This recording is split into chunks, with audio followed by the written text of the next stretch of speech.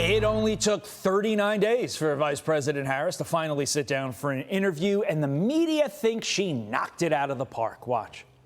She was very connected to her word. She seemed strong. She seemed competent. She seemed like someone who could be president of the United States. I mean, she's brilliant in her answers of both those questions. The first question about her values haven't changed, and she does what's right on all these issues. And she answered every question. Now, you might not like the way she answered them, but she answered them as a capable, qualified leader. And she said, look, I ultimately said, this is what I was going to do. I kept my word, and I will keep my word again. And I thought that was the strongest argument she could put forward. Joe Concha is a Fox News contributor. He joins me now. Joe, the moment America's been waiting for. Concha pyro on the Kamala Walls interview. Do you share the media's praise for Kamala Harris? And remember, keep your answers short, Joe, because we have deadlines on this show. And those deadlines, Joe, they're based around time. Yeah, a lot of deadlines. And, you know, usually when you have a deadline that's based on time, that was an interesting answer that she gave there. Todd, I think we found the reason why Kamala Harris has avoided talking to the press for nearly 6 weeks since essentially becoming the Democratic nominee. You take away that teleprompter, and it's a train wreckalicious hot mess of a dumpster fire, if we want to use another word that actually doesn't exist. I mean, a few things to unpack from this interview here. I mean, for starters, she looked nervous, quite frankly. She filibustered a ton when she was answering these questions. Dana Bash asked some decent questions, but she forgot this thing called a follow-up when she was getting some answers that deserved follow-ups, clearly. And the lies that Kamala Harris told here, Todd, with her emotional support animal next to her in Tim Walz, which was a very awkward look. Sorry. Right? Let's face it, the guy barely spoke. Why was he even there? Look, the lies told during this interview were on a Baghdad Bob type of level. For example, Harris said that she is now not for banning fracking, and she said she made it clear in 2020 when she ran for president on a debate stage that she was not for banning fracking. The problem is that she dropped out before she even got to 2020, and I can't find any proof of her being yay fracking during that year of 2020, and I haven't heard a thing about it since. What I do know is that the Biden-Harris administration on day one, when they took office, banned fracking on federal lands. That is a fact. So if she's so for fracking, why did she allow that to happen? But of course, Dana Bash didn't bring that up. And by the way, the big picture here, and we've talked about this on the program, again, you take away that teleprompter, and she was looking down half the time, I assume at notes, and she sounded like a human Chernobyl. So I think that in the end, Todd, this will have a net negative instead of a net positive. I get some folks over on CNN and on MSNBC are going to say that they liked it, but they would have said that no matter what. I think when you see the clips going viral today, as they are, it ain't good. And I don't think you're going to see her do an interview again anytime soon, if at all, in the month of September.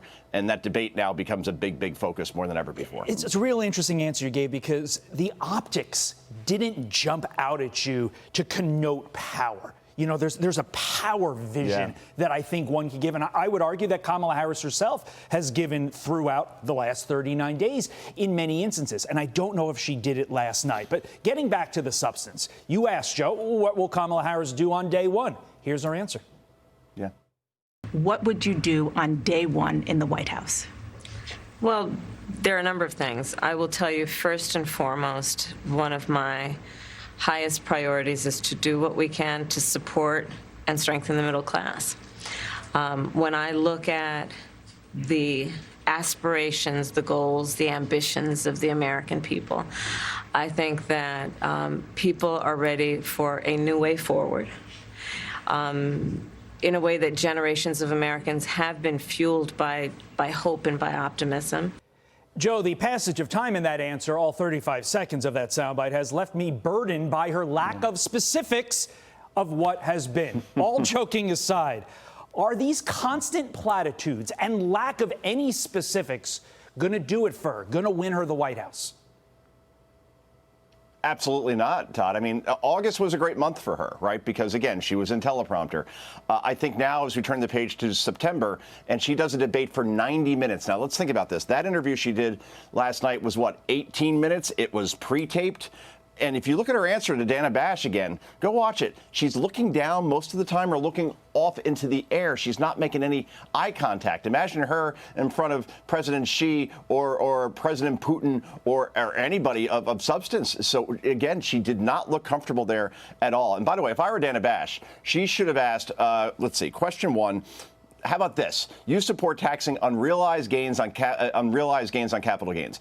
So critics say that will tank the stock market. Explain why they're wrong. Question two, she should have asked. You have voiced your support for sanctuary cities. Why do you believe they work?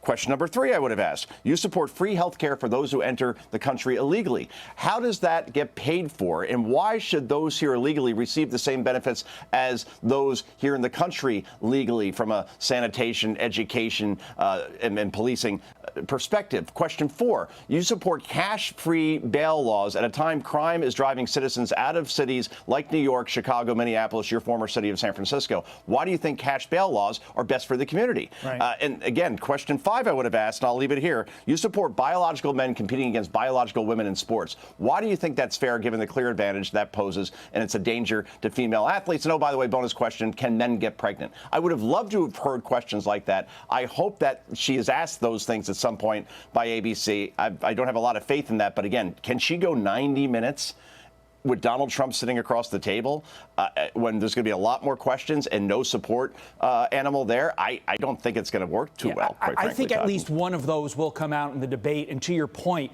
it's going to be real tough for her to flip-flop on that. But speaking of flip-flops, the word salad that everybody's talking about today, she's insisting she hasn't flip-flopped. Watch.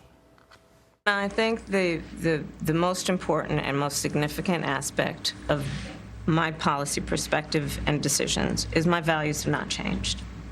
You mentioned the Green New Deal. I have always believed, and I have worked on it, that the climate crisis is real, that it is an urgent matter to which we should apply metrics that include holding ourselves to deadlines around time. We did that with the Inflation Reduction Act. Okay, Joe, I know I joked about the deadlines around time earlier because I think this answer is the most important. I think we need to scrutinize it. And it's not a joke because isn't she admitting in that answer that she is betraying her true beliefs, her true far left values just to win an election in that very answer?